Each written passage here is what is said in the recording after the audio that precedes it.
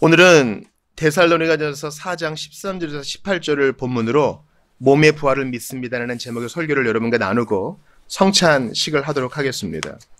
몸의 부활을 믿습니다. 이거 어디서 따온 건가요?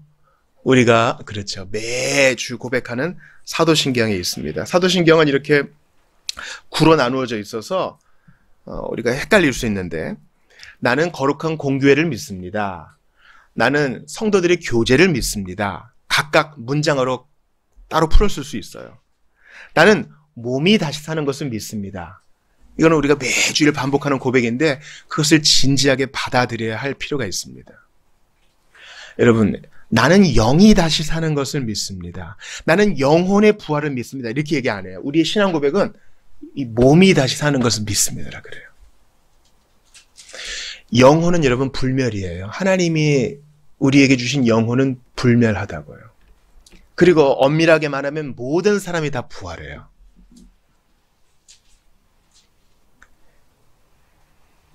우리가 읽었던 고린도전서 15장 말씀, 데살로니가전서 4장 말씀, 주님이 재림하시고 천사장에 큰 나팔이 일어날 때 모든 사람이 부활해요.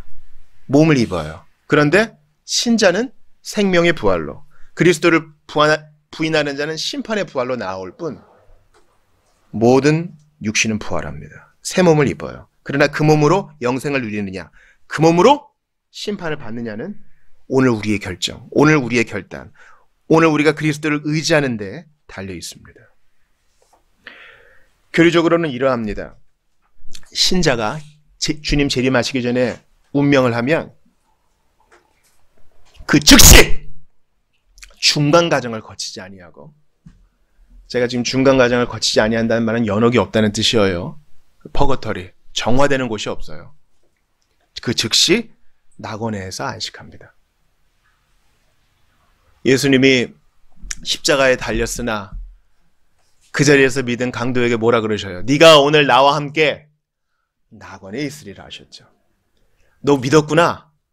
100년만 기다려봐. 그러면 낙원에 갈 수 있을지도 몰라. 이렇게 말씀하지 않으셨어요. 그 즉시 이 땅에서 거지로 유리방랑하며 고생했던 나사로 있지 않습니까? 개들이 그 상처를 핥았죠. 이 땅에서 고생 많이 했으나 그는 언약의 하나님을 믿어서 이 땅에서 운명하자마자 그 즉시 주님의 품에 안겼습니다. 여러분, 대한민국은요, 기독교 국가도 아니고 불교 국가도 아니에요. 대한민국을 사로잡고 있는 영은 샤머니즘의 영입니다. 기억하세요. 죽은 사람은 이 땅을 떠돌지 않아요. 샤머니즘은요, 시각화하기가 너무 좋아.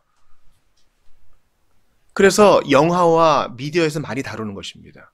그러니까 그런데 영향을 너무 받으면 안 되고, 혹 보더라도 잘 가르치셔야 돼요. 죽은 사람은 귀신이 돼서 떠돌지 않습니다. 하나님께서 정하신 택자가 정해져 있듯이 천사들의 수도 정해져 있어요.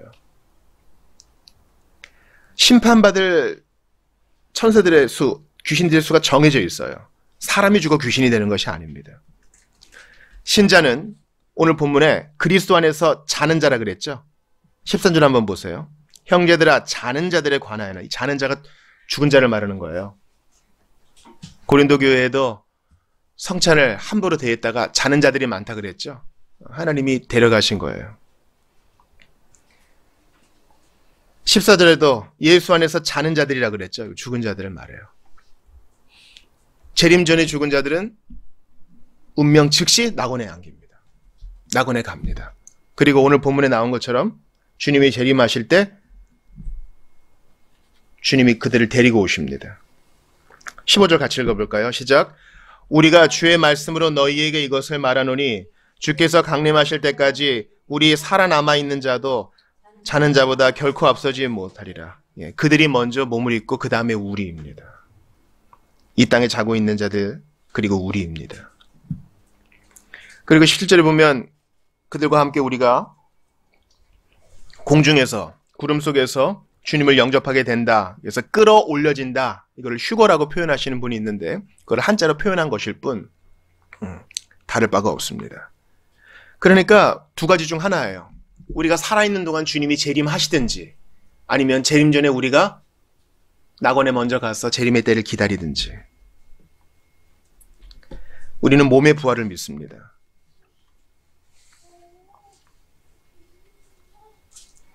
그런데 이 몸의 부활을 우리가 얻을 수 있는 이유는 무엇입니까? 부활하신 예수님을 믿었기 때문이에요. 기독교 교리의 두 축은 예수님의 죽으심과 부활입니다. 예수님의 죽으심과 부활을 믿는 자는 예수님이 부활의 첫 열매 되셔서 사망 권세를 이기고 사흘 만에 부활하신 것처럼 우리도 새로운 몸을 입는 부활을 겪게 됩니다. 그럼 다시 한번 질문을 해보죠. 왜 예수님이 죽으셨습니까? 또 질문이 나올 수 있죠. 그렇다면 왜 예수님 몸을 입고 이 땅에 오셨습니까? 우리를 구원하시고 우리를 하나님의 자녀 삼으시고 우리의 죄를 씻으시고 우리에게 몸의 부활이라는 선물을 주시기 위해서 오신 것입니다. 여러분, 한번 질문을 한번 해볼게요. 하필 예수님은 임마누엘로 오셨는데 동정녀의 몸에서 나셨잖아요. 우리 사도신경에도 고백하죠. 동정녀는 virgin, 처녀를 말해요. 그냥 젊은 여자에게서 나면 안 되나요? 예수님이 둘째나 셋째 되면 그냥 몸을 입는 게 중요하잖아요. 왜 둘째나 셋째 차자는 안 됩니까? 구약을 읽어보신 분은 아시지만 하나님의 것은 무엇입니까? 첫 번째 난 것은 하나님 거예요. 주님은 첫 번째 것을 드리는 제물로 우리에게 오신 거예요. 그래서 여러분, 예수님은 첫째로 오셨어요. 유다, 야고보의 형으로 오셨다고요. 신약성경 보면 어느 순간 예수님의 육신의 아버지 요셉이 안 나와요. 일찍 죽은 거예요. 그러니까 예수님은요, 마리아에게는 남편 같은 큰아들이었어요. 그 어려운 시대에 하루 두 끼 겨우 먹으면서 육체노동을 하는 블루칼라였다고요. 야고보는 울고 유다는 짹짹댑니다. 배고프다고. 그래서 가정을 이끌어야 되는 이 고단함을, 가장의 무게를 예수님은 알아요. 그래서 우리를 위로할 수 있어요. 또 여러분께 질문을 한번 합니다. 예수님은 부활하시기 위해서는 죽으셔야 됐죠. 그런데 왜 하필 십자가였을까요? 스데반이 죽은 것처럼 투석, 지금도 이제 중동에 사고 있잖아요. 돌을 던져서 뇌진탕 같은 걸로 죽을 수도 있었잖아요. 왜 예수님의 십자가에 못 박히셨을까요? 여러분, 바울을 죽이려고 한 그 암살자들이 있었던 거 아세요? 그죠? 자객이 있었잖아요. 몰래 독극물을 이용한다거나 단검을 이용한다거나 그렇게 해서 예수님을 죽일 수도 있었잖아요. 근데 왜 예수님은 굳이 십자가에 달렸을까요? 신명기에서는 말하죠. 어떤 사람이 저주를 받은 자? 나무에 달린 자가 저주를 받은 자. 그 나무에 달린 것은 페르시아 때부터 사람을 가장 고통스럽게 죽이는 방법이었다 그럽니다. 그래서 중간에 딱 버티고 있으니까 땅에서도 끊어지고 하늘에서도 버림받은 저주받은 자가 된 것이죠. 그런데 또 질문이 나올 수 있어요. 예수님을 자객으로 죽이거나 투석으로 죽이거나 그래서 나무에 걸어놓을 수도 있는데 왜 굳이 십자가였을까? 여러분, 십자가의 형벌은 어느 시대 형벌인가요? 로마 시대 형벌이죠. 건강한 사람은 며칠도 매달려 있을 수 있다는 바로 그 십자가 형벌. 숨을 계속 붙어있게 하고 고통스럽게 죽이는 겁니다. 우리가 사도신경 고백할 때 예수님은 어떻게 십자가에 못 박혔어요? 본디오, 빌라도 아래서 십자가에 못 박히셨다 그랬죠. 본디오 빌라도는 유럽에 빌라도 산이 있거든요. 사람들이 그 산 저주받았다 그런 얘기도 많이 하는데 본디오 빌라도는 어쩌다가 사도신경이 등장해가지고 이 고초를 겪는 걸까요? 예수님에 대한 형법적인 권한을 가진 최고 권위자였어요. 그 지역에서. 그래서 그 부인도 말리고 자기의 객관적인 시각으로 봤을 때 사형받을 일이 없는데 유대인들도 뭐라 그러고 또 어렵게 산전수전 겪어가지고 여기까지 왔는데 자기 지위에 대한 두려움도 있어서 어쩔 수 없이 십자가에 못 박아라 형을 내린 것입니다. 예수님은 재판을 받아 재판에 대한 형벌로 십자가에 못 박히신 거예요. 이게 중요해요. 본디오 빌라도가 나온 이유는 본디오 빌라도가 십자가에 못 박지 않았어요. 로마 군인이 박았지. 빌라도는 당시 최고의 권위자로서 형을 선고한 사람이에요. 왜 예수님이 그 말도 안 되는 형을 받으셨어요? 여러분, 예수님 재림하시면 주님의 보좌 앞에 모든 인류가 도열하여 그 심판대 앞에서 심판을 받아야 돼요. 사람이 한 번 죽는 것은 정해진 것이고 그 이후에는 뭐가 있다고요? 심판이 있으리니. 우리의 주인 되시고 우리의 모든 것 되시고 통치자 되시는 주님이 물어보세요. 우리 앞에 결산하신다고요. 심판하실 권리가 있었어요. 근데 그 심판을 누가 대신 받으신 거예요? 예수님이. 하나님의 심판은 공정한 심판이야. 근데 예수님은 불공정한 심판을 한마디 저항하지 않으시고 다 받아들이셔요. 야, 변호 안 해? 그럼 죽어?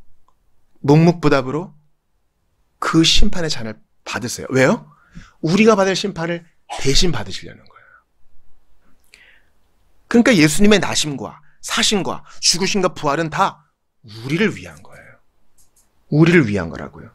근데 우리는요, 사춘기 청소년과 같아요. 여러분, 안 믿으려는 사람 전도회 보신 적 있으실 거예요. 객관적인 정보가 없어서, 근거가 없어서 안 믿는 게 아니에요. 본디오 빌라도는 실제 인물입니다. 예수님도 역사적 인물입니다. 소크라테스가 남긴 양피지보다, 플라톤과 아리스토텔레스가 남긴 양피지보다 예수님의 사본이 훨씬 많아요. 근데 안 믿어. 안 믿는 건 의지, 고집, 완고함이에요. 그러면서 이제 핑계를 대요. 사랑의 하나님이라면 왜 세상에 이러한 전쟁을 일어나게 하는가? 왜 사람들이 서로 미워하게 하는가? 왜 착취가 있고 범죄가 있는가? 이거 우리가 사춘기 때 하던 거 아니에요? 힘든 일이 있으면 부모한테 또는 다른 사람한테 얘기하죠. 나를 이런 집안에서 태어나게 해서 나를 이렇게 고생을 시킨다고. 대단히 불공정한 거예요. 부모가 나를 낳아주고 키워준 것은 복이요 감사한 일입니다. 그리고 만약 내가 뭐뭐 했다면은 이미 살아가고 있는 사람이 할 수 있는 얘기가 아니에요. 우린 그걸 모르거든요. 그래서 비로소 철이 들게 되면 이런 얘기 안 하고 감사하게 되죠. 하나님은 완벽한 사랑이시고 완벽한 공의이십니다. 하나님이 전쟁을 일으키셔가지고 싸움을 붙이는 게 아니에요. 적극적으로 싸우려는 두 인물과 두 국가가 있을 때 어쩔 수 없이 허용하실 때는 있어도 죄를 짓게 하고 미워하게 하고 우리에게 자동 버튼을 누르시는 분이 아닙니다. 바른 해석은 이것입니다. 아브라함이 멜기세덱에게 제물을 드릴 때 아브라함의 허리 안에 누가 있었다고요? 레위가 있었다고요. 마찬가지로 첫사람이 에덴 동산에서 하나님이 금하신 선악과의 열매를 따먹을 때 아담의 허리 안에 우리가 있었어요. 자, 우리가 읽었던 고린도전서 15장 다시 한번 봐요. 주보 3면입니다. 21절, 22절 같이 볼까요? 자, 큰 소리로 읽어볼게요. 21절, 22절 시작. 아담 안에서 모든 사람이 죽은 것 같이 그리스도 안에서 모든 사람이 삶을 얻으리라. 사망이 한 사람으로 죽은 자의 부활도 한 사람으로 아담 안에서 그 안에서 모든 인류가 범죄한 것입니다. 여러분 생각해 보세요.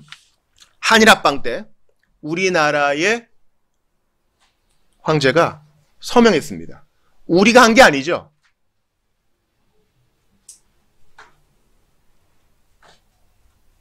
조선에 있는 백성들이 다 서명한 게 아니에요. 대표자가 있다고요. 그러나 대표자의 서명으로 나라 전체가 식민지가 됐죠.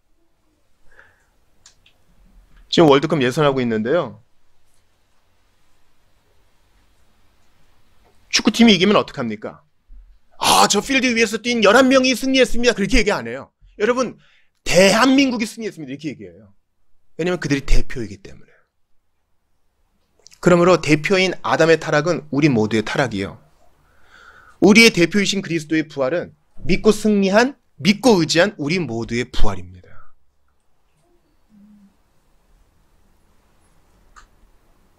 저는 우리 모두가 이러한 부활의 능력을 경험하기를 바랍니다. 과거에 예수님 부활하셨다. 예수님 재림하실 때 우리 몸의 부활을 얻는데 그냥 동의만 끄덕끄덕 하는 게 아니라 이것을 실제 바로 이 시간 현재적인 능력으로 경험하기를 바라요. 저는 이 부활의 능력을 경험하는 사람들을 봅니다. 야, 마땅히 그만둬야 되고 포기해야 되는데 다시 일어나는 사람들이 있어요. 부활의 능력을 경험하는 거예요. 예수님을 부활하게 하신 분이 누구라고요? 성령님. 그 성령님이 우리 안에 계셔서 우리에게 힘을 줘요. 소망을 줘요. 포기하지 않게 해요. 다시 나아가게 해요. 창의적으로 생각하고 주님을 섬기게 해요. 가정을 붙들게 해요. 일은 똑같은데 더욱더 정성을 다하게 해요. 부활의 능력은 바로 이것입니다. 저는 그저 여러분이 고개만 끄덕이지 않기를 바랍니다. 멋진 사진가가 있어요. 멋진 사진가가 있습니다. 기가 막힌 튀르키예에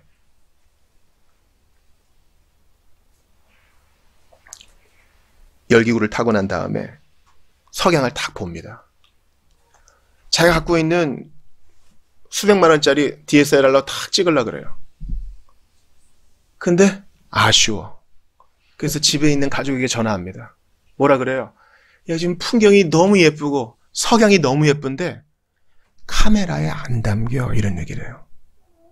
그런 얘기 많이 들어보셨을 거예요. 나야가라 폭포를 봤어요.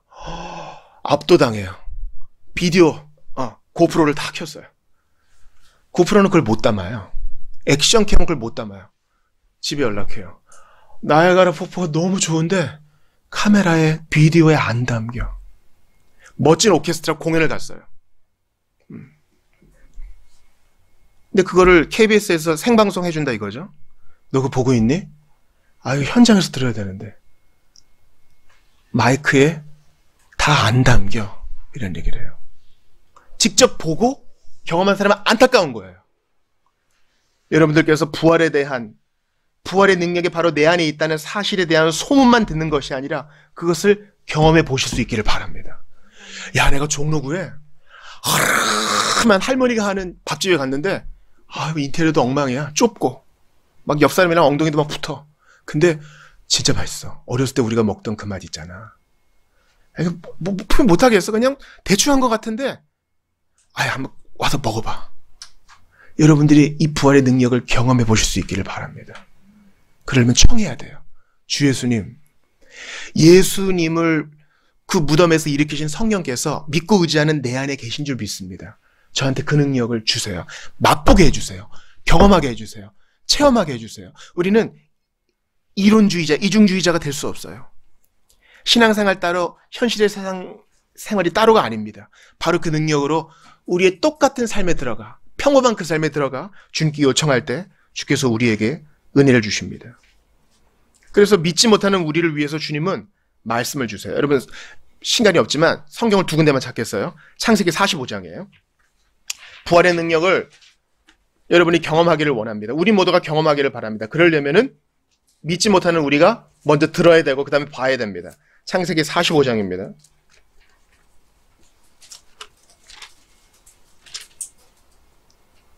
25, 26절 한 목소리 읽을게요. 창세기 45장 26, 27. 자, 요셉이 드디어 자기의 정체를 밝혔어요. 근데 야곱이 그동안 포기하고 있었기 때문에 믿지를 못해. 너무 놀라운 소식이니까 얼떨떨한 거예요. 근데 어떻게 믿게 됐나 보세요. 26, 27 같이 읽어요. 시작. 알리어 이르되 요셉이 지금까지 살아있어 애굽 왕 총리가 되었더이다. 야곱이 그들의 말을 믿지 못하여 어리둥절하더니 그들이 또 요셉이 자기들에게 부탁한 모든 말로 그에게 말하며 그들의 아버지 야곱은 요셉이 자기를 태우려고 보낸 수레를 보고서야 기운이 소생한지. 펜이 있으신 분은 밑줄을 치세요. 먼저 모든 말로 그에게 말하며 모든 말로 가르쳐주니까 일단 뭐냐 다짜고짜 요셉이 살아있어야 하니까 못 믿지만 그간에 있었던 모든 것을 다 가르쳐주니까 듣고 알게 된 거예요. 그렇구나. 그래서 그랬구나. 13년이 지나고 20년이 지나니까 다 너희들 용서했구나. 너희들 화해했구나. 그렇게 됐구나. 하나님이 살아계시는구나. 그러나 그걸로는 부족해요. 그 다음에 어디 밑줄 치셔야 되면요. 수레를 보고서야 밑줄을 딱 치셔야 돼요. 하나님이 우리에게 주신 은혜의 수단이 있는데 하나는 말씀이요. 그 다음은 성례입니다. 마지막은 기도고요. 성례는 보이는 말씀이에요. 우리가 이제 성찬 받을 텐데 우리가 이 떡을 보고 이 잔을 보고 이것을 넘기고 감각하잖아요. 주님은 듣는 것으로 은혜를 다 받지 못하는 우리에게 이렇게 은혜를 주세요. 이것만 보나요? 제가 아까 말씀드린 것 같이 은혜를 받은 성도 내 동료를 봐요.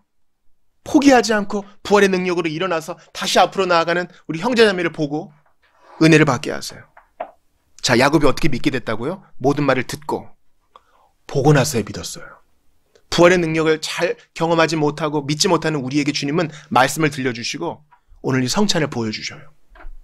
그리고 우리 동료를 보여주세요. 다시 일어나고 다시 시작하고 포기하지 않고 주님을 위해 생명을 거는 우리 동료들을 보여주세요. 우리 동료 여기 순교자 열전에 있어요. 성경을 한 번 더 찾을게요. 우리 주님이 직접 이것을 제자들에게 시연해 주세요. 누가복음 24장입니다.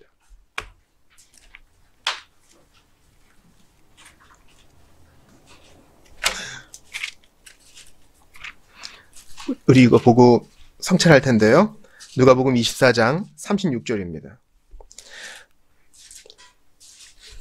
예수님께서 엠마오에 내려가는 두 제자에게 동행하시면서 말씀을 풀어 가르쳐 주세요.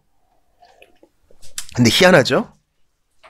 대단하다 하는데 예수님인 줄 몰라봐. 근데 그들에게 저녁에 성찬, 밥을 먹으면서 떡을 떼어주시니까 그제야 예수님인 줄 알아봐요. 그러니까 엠마오 가는 낙심한 두 제자도 말씀을 듣고 성찬의 빵을 보니까 믿게 된 거예요. 36절, 예수님이 갑자기 공간을 이동하셔서 숨어있는 제자들에게 나타나십니다. 36에서 48 교독할게요. 이 말을 할 때에 예수께서 친히 그들 가운데 서서 이르시되 너희에게 평강이 있을지어다 하시니 그들이 놀라고 무서워하여 그 보는 것을 영으로 생각하는지라. 예수께서 이르시되 어찌하여 두려워하며 어찌하여 마음에 의심이 일어나느냐. 내 손과 발을 보고 나인 줄 알라. 또 나를 만져보라. 영은 살과 뼈가 없으되 너희 보는 바와 같이 나는 있느니라. 이 말씀을 하시고 손과 발을 보이시나 그들이 너무 기쁨으로 아직도 믿지 못하고 놀랍게 여길 때에 이르시되 여기 무슨 먹을 것이 있느냐 하시니 이에 구운 생선한 토막을 드리니 받으사 그 앞에서 잡수시더라. 여기까지만 보겠습니다. 이게 부활체예요. 믿지 못하는 제자들에게 예수님이 지금 증인들이 와가지고 얘기하는데도 못 믿는데 와서 말씀하시고 봐, 진짜 나야. 손발 만져봐. 못 박힌 자국도 있어. 나 먹을 수도 있다. 그 앞에서 천진스럽게 이걸 드세요. 제자들은 멍하니 보고 야곱처럼 그제서야 믿어요. 사랑하는 여러분, 우리의 부활체는요, 둥둥 떠다니는 영이 아니에요. 우리는 먹을 거예요. 생명양식 주와 함께 먹으며 저 생명 시냇가에 살겠네. 요한계시록에 그 강을 따라 생명나무가 주렁주렁 열매. 그건 우리 거예요. 우리는 새로운 감각을 얻게 될 거예요. 하늘과 땅이 연결되어 있어요. 뜻이 하늘에서 이룬 것처럼 땅에서도 이루어져야 할 것이에요. 온전한 새하늘과 새 땅이 되면 우리는 예수님처럼 새로운 몸을 갖고 투기 없이 사랑하며 비교하지 않고 서로를 받아들이며 있는 모습 그대로 눈물 흘리며 기뻐하게 될 거예요. 한없는 만족을 누리게 될 거야. 이 땅에서는요, 밥 한 공기, 라면 한 그릇이면 배 터질 것 같거든요. 근데 조나단 에드워즈는 뭐라 그랬어요? 무한한 기쁨이 있다 그랬어요. 무한한 기쁨. 이 사람 만나도 좋고 저 성도를 만나도 좋고 예수님을 보도 좋고 어제 그만하고 싶다. 오늘 피곤한데? 아니요. 계속 무한대로 늘어가는 그 기쁨을 부활체의 몸으로 경험하게 될 거예요. 주님이 오늘 이 말씀과 성찬을 통해서 우리에게 말씀하세요. 믿으라. 놀라지만 말고 의심하지만 말고 믿으라. 나와 같은 몸을 얻게 될 것이다. 믿으라. 어찌하여 의심하느냐? 믿으라. 여러분, 이것은 하늘에서 뚝 떨어진 얘기가 아닙니다. 성경 여기저기에 부활에 대한 얘기가 나와 있어요. 엘리야는 사르밧 과부의 아들을 살렸죠. 몸을 3번 그 아들의 몸에 엎어가지고 살렸습니다. 엘리사도 수넴 여인의 아들을 살렸습니다. 아이 위에 엎드렸습니다. 한 번 하고 또 이렇게 돌아다니다가 또 엎드려서 아이를 살렸습니다. 예수님도 회당장 야이로의 딸을 살렸죠. 달리다곰 하시면서요. 예수님도 나인성 과부의 아들을 살리셨습니다. 울지 말라. 예수님은 나사로도 살리셨습니다. 베드로는 다비다라는 도르가를 살렸죠. 바울은 유두고 졸다가 떨어진 그 청년을 살렸습니다. 그러나 이들은 다시 죽어요. 우리는 부활을 믿습니다. 몸의 부활을 믿습니다. 옆 사람을 만질 수 있는 것처럼 우리는 서로를 감각할 수 있는 그 몸을 얻게 될 거예요. 여기서는 후패해가는 몸이에요. 늙어가고 병들어가는 몸이라고요. 그러나 주님이 우리에게 주신 부활체의 몸은 그런 몸이 아니에요. 영원한 기쁨을 향유할 수 있는 그 몸이에요. 예수님이 죽으시고 부활한 것처럼 우리도 이 땅을 졸업하면서 육신의 옷을 벗고 부활체의 몸을 입게 될 것입니다. 그때까지 포기하지 않고 앞으로 전진하는 우리 모두가 될 수 있기를 바랍니다. 이 땅에서는 우리가 한계가 있죠. 그러나 그 몸을 입을 때에는 서로 가식 없이 있는 모습 그대로 서로를 받아들이면서 기쁘게 예배할 수 있기를 바랍니다. 우리 같이 기도하고 성찬을 받도록 하겠습니다. 나는 부활이요 생명이니 나를 믿는 자는 죽어도 살겠고. 주님 오늘 주신 말씀 감사합니다. 저희는 몸의 부활을 믿습니다. 예수께서 친히 먼저 본을 보이셨으니 저희 두려워하지 않고 이 길을 가겠습니다.